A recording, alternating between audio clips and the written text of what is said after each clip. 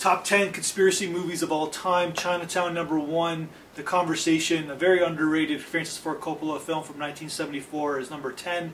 Okay, so conspiracy movies have hit a new genre in the last like 15-20 years because of of course the JFK film, which is on this list, Oliver Stone film, but really because of 9/11 and then because of the internet, all the conspiracy theorists have come out there. They've blogged thousands of words or millions of words or hundreds of millions of words on the internet. So of course Hollywood sees that there's a huge audience for conspiracy movies and they make more movies.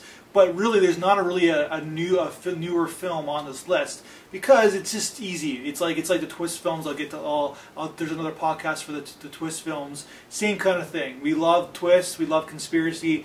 But Chinatown's #1 because really it's basically a cool film about the behind-the-scenes government in Los Angeles, basically the conspiracy to make money and basically see how the water industry works in Los Angeles, which is such a timely movie from 1974 because basically that's what was happening. It's like the Watergate scandal. Brilliant film. Conversations, the same year that the Chinatown came out. Another brilliant film about conspiracies.